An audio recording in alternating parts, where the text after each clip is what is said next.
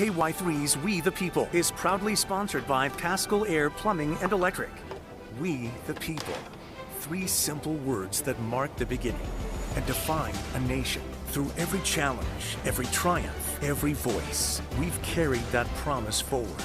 As we celebrate 250 years of the United States, we honor not just where we've been, but who we are. Join KY3 in celebrating We the People. Here's Emily Pritchard.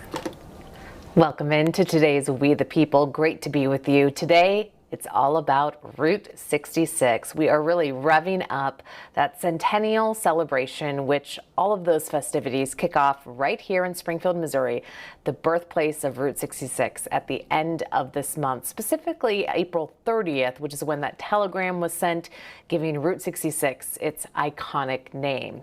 We have a lot to get into today, including a digital extra that is going to share with you a really special place that you can still stay right here in Springfield.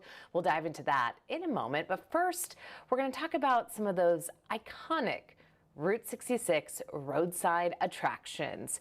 And I know when you're driving along Route 66, many things can catch your eye, and that's part of the magic of this road that spans from Chicago to Santa Monica. This first story is taking us to Illinois. We used to see those road signs along the drive. They always catch your eye. But what about turkey tracks? First Alert 4's Steve Harris is sharing this story from Illinois. If you drive the historic Mother Road in Illinois, you'll see plenty of interesting things. Some on the roadside, some on walls, and some off the wall. One such destination is right outside the town of Nilwood. On a lonesome stretch of road dotted with only a few farmhouses, you'll spot an attraction known as the turkey tracks. So when this road was poured more than 100 years ago, some turkeys walked across the cement while it was still wet, making their mark on what would become the Main Street of America. A sign stands above the tracks, which are marked by a white box painted around them. They tell me a couple of local guys made the turkey figure as a joke, but when it got put in all the tourist books, well, the rest is history. So the guy that lives in the house didn't want to be on camera, but he told me thousands of people a year come to see the turkey tracks, including people from Turkey, the country. Social media posts by people from all over boast of beholding the bird's footprints, and they've made most must-see lists for Route 66 travelers eager to gobble up every quirky sight. Okay, that was bad. But no story is complete without an interview, so let's get one. That's what I thought he'd say. So, why did the turkey cross the road? Why, to be cemented in the history of Route 66, of course. Steve Harris, First Alert 4. I just love that hilarity there, and how fun. I would love to see those turkey tracks someday. You never know how you'll be cemented in history. Now we're getting into that digital extra, this extended interview I wanted to share with you because I learned so much during it, and I really felt like I got to go back into time. This is from that conversation I had with Phyllis Ferguson, and she, along with her husband, own and operate the Rockwood Motor Court.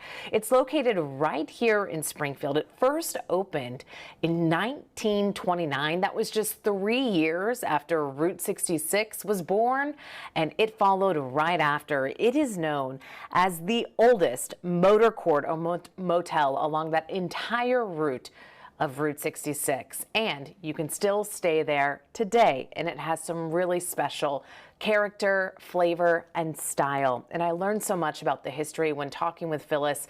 I wanted to share more of that conversation with you. She's sharing why this is such a special place, and you can even, if you stay in one specific room, the Casablanca Cottage, you can cook like a famous Andy Griffith character who then had its own spinoff. So here's this digital extra about the Rockwood Motor Court right here in Springfield. Let's dive in. You kind of pinch yourself from time to time because you think, you know, not so much that you're an owner, but as my husband would say, that we're the caretakers of a historic piece of Route 66. In this case, it's the oldest operating motel or court on Route 66, being built in 1929, and the road commissioned in 1926. So it's a very special feeling. It's a responsibility that's sort of an extra layer on ownership, is what I think. This is the Anona Coffee Company, and the Arbeitman brothers, it says AB in there. So this was a coffee can, and what was common during these times was if you needed to repair your floor or some kind of wood, is you would use a piece of tin. Well, again, you know, we're in the Great Depression, so the motor court's built in 29.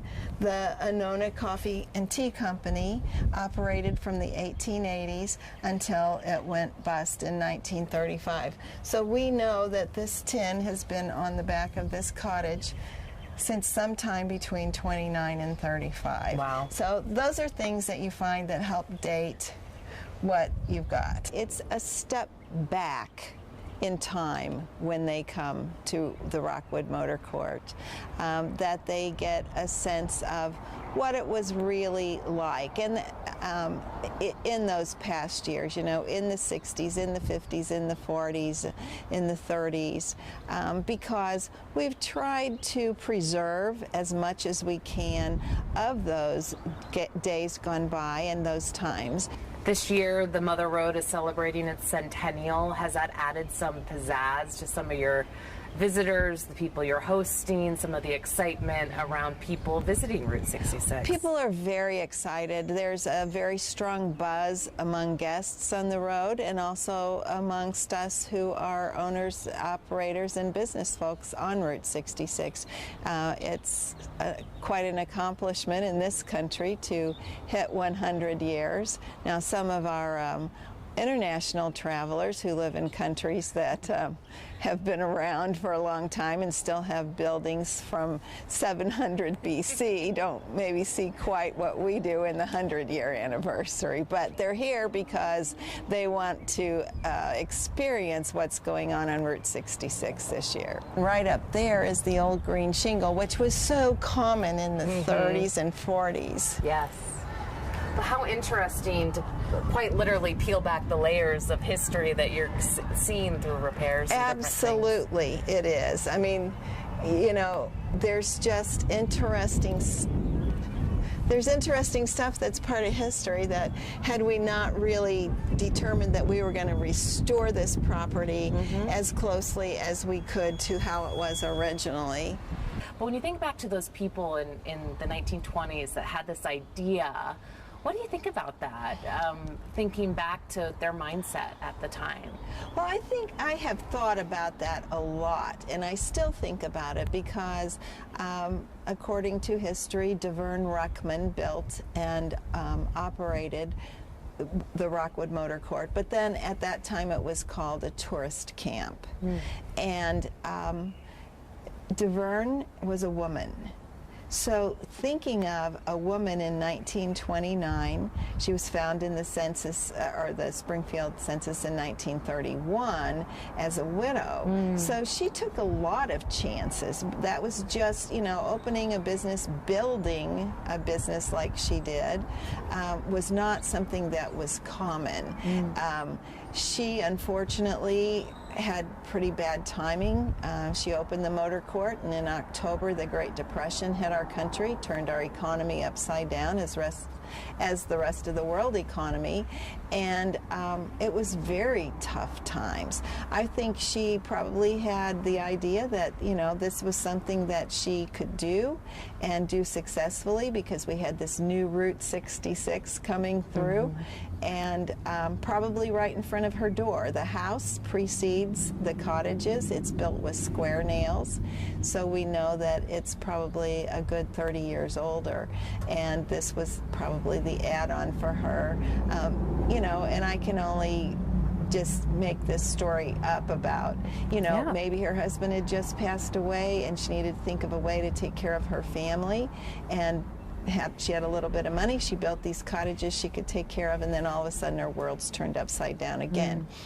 to give you an idea of how the Depression hit so hard here at the Rockwood Motor Court, from when she opened in 1929 to 1948, there were 13 different owners during that 19 years.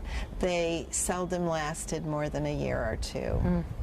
That just speaks to the challenges of that time during the Depression. It really does, Emily. I mean, you know, we don't think about it, but I mean, if you think about 25% of the people who were of eligible age to work in our country had no jobs.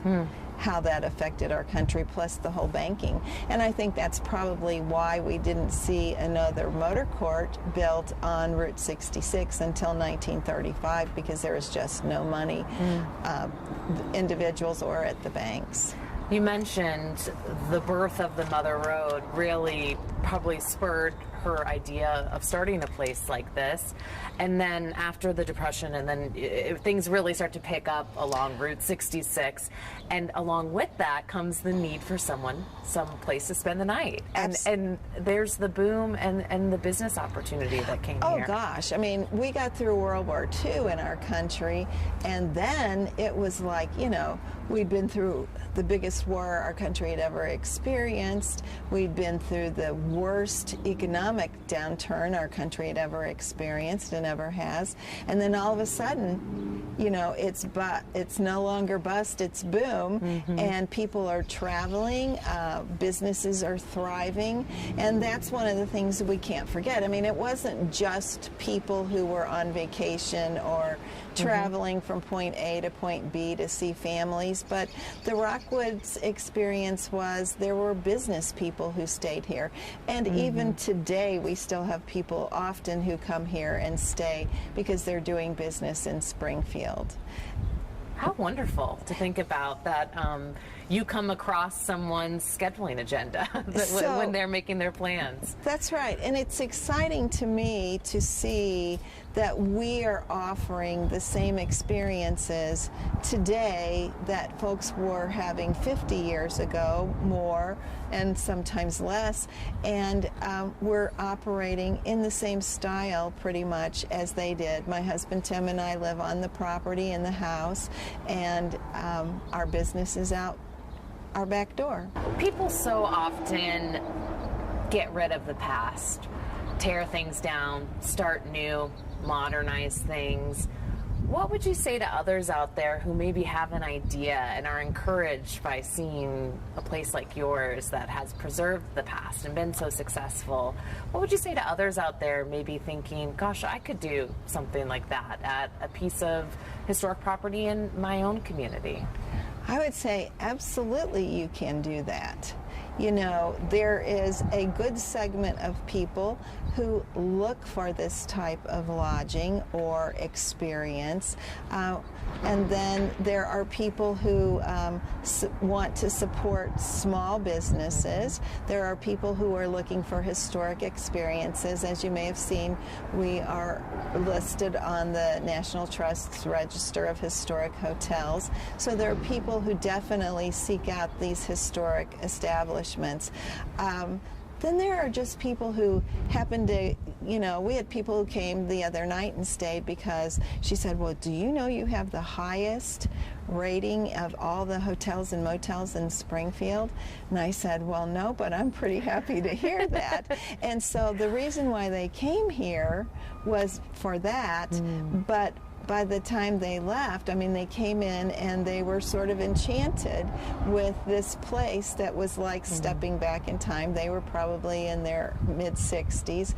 And like I've had other people say, you know, related to the movie Cars, they don't know about Route 66 when they come, but by the time they leave, you know, as one lady said, I feel like Lightning McQueen. That is the truth, and just zipping up and down the roadway. Tell us about your property, how many cottages you have, and how they all kind of have a different feel. There are 6 cottages, and then there's the old shell filling station up in the front that operated from 1929 till around 1948, when it was turned into a little cafe.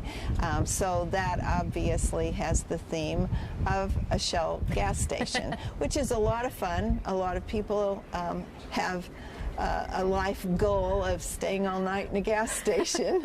And you can help check that box. That's right. We're one of those bucket list checkoffs. This is what my memory is when I was a little girl.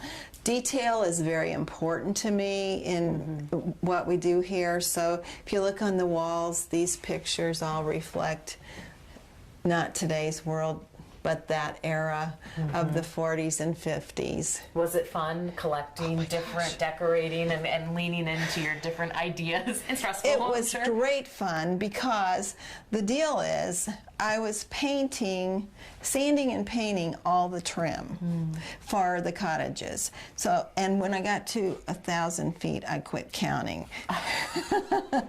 And so while I was doing all that, which was kind of mindless work, the thing I wanted to do was think about more interesting things, and that's when I started thinking about what the 10 different room themes would be and decorating them. You mentioned so much about the history, and sitting behind you is some of that history in the masonry and the giraffe masonry. Why is that so special and very unique to the Ozarks?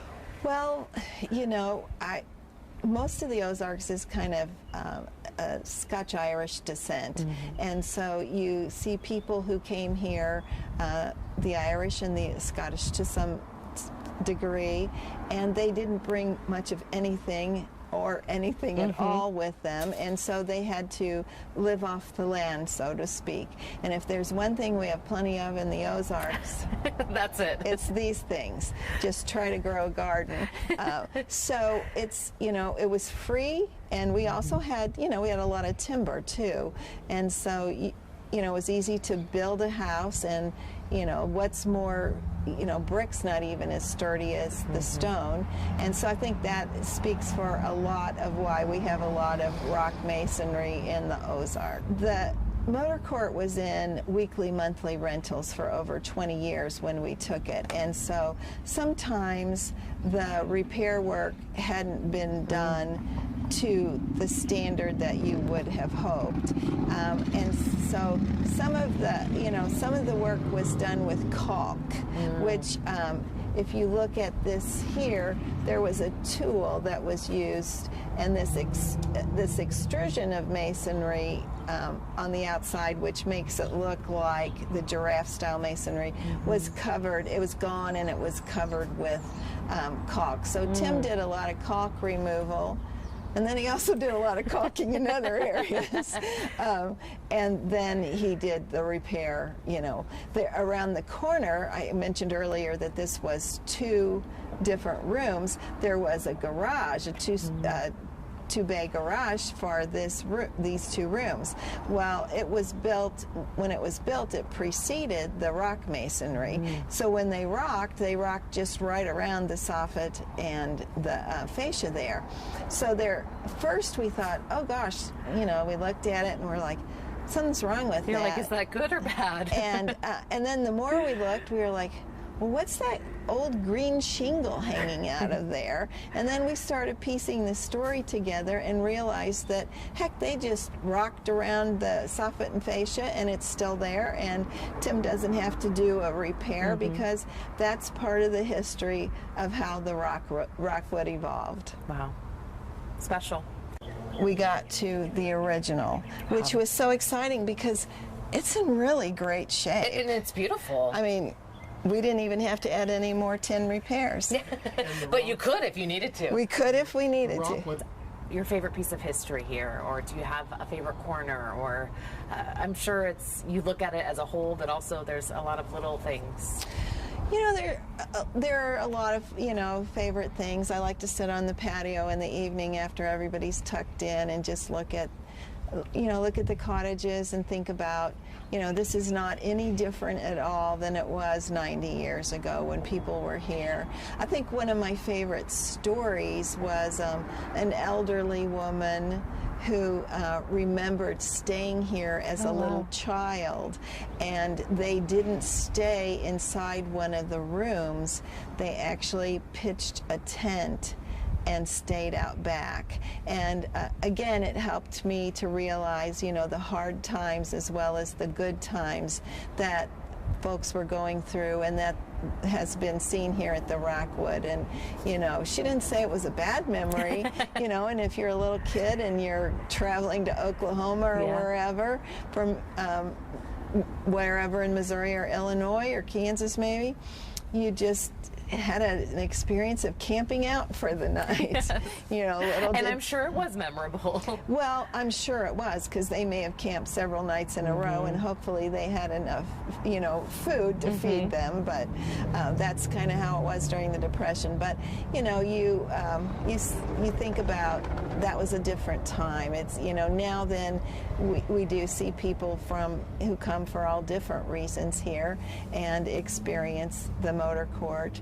But a lot of those travelers during the 30s were really up against some hard times. My favorite thing to do is to look at the rock and kind of like looking up at the clouds and seeing animals. Well, if you notice right behind me, there's a cat. I do see it. And I was almost going to say a French bulldog, but I can see cat from here as well. And over there, you can see a pig with a little hat on, with a Jackie Kennedy pillbox on. Aww. And there's a butterfly. So the Masons who did this were also very artistic and creative in what they were doing. They all of the Masons in that time, in that era, had their own mark that they left, and for the Rockwood guys, and I think I know who it is, but I'm not 100% sure. What they did was they put a different style with the rock and the brick around the doors. So you will see, there's like blocks of rock between the brick here, and then at each different one, it's a little bit different style. So that's how that Mason made his mark, that this was his work. As we try to put a lot of detail in the room, so when people come in, they find, it's not just like going into a generic hotel or motel room, but it's almost like a treasure hunt that you're kind of discovering along the way. You see Gomer Pyle, or Jim Neighbors, up here. And right below it, it says, "Why is Gomer Pyle in the Casablanca kitchen?" Because it's Gomer's kitchen. And the story behind, this is a Dwyer kitchenette. Dwyer Company started doing porcelain over steel kitchenettes in 1926, same year Route 66 was commissioned. This particular one was in a cabin down in Branson that Jim Neighbors, or Gomer Pyle, owned. Wow. And in 2017, he passed away, and that cabin and the contents were auctioned off, and this came out of the cabin and found its way here to the Rockwood Motor Court. And so, how beautiful, and like the cabinet doors. See? And so it does make you kind of feel like you're going back in time to have a cup of coffee. Your dish is over here, and you can just stay in here and just pretend that it's 1948 all over again. Back in time. That is so beautiful. We always talk about the road, the highway that, opened up the country to many travelers, but it really is the people that create the experience. And I think that's true. It's the guests for us who come and that have a true love for Route 66, or a curiosity about Route 66. Our international guests who come because, as they say, it's the best road trip in the world. One guy said, I can cross my country in a day, and it's going to take me 3 weeks to cross your country. And so the people, you know, who sit down on our patio in the evenings and talk about their lives and where they've been and where they're going, and we share our experiences with them. You know, I think with anything, that's what brings the road alive.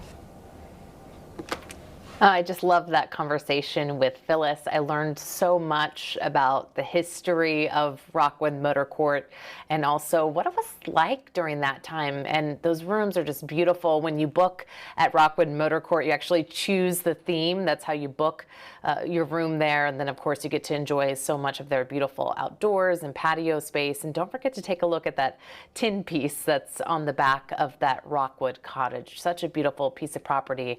We appreciate her sharing all the history with us. And coming up next week on We the People, we'll also dive more into the iconic nature of Route 66, and we'll be visiting the Rail Haven right here in Springfield and sharing some of its Elvis history, which you don't want to miss that. So we'll see you next week for We the People. A reminder that we stream every week on Tuesdays at 10:30 a.m.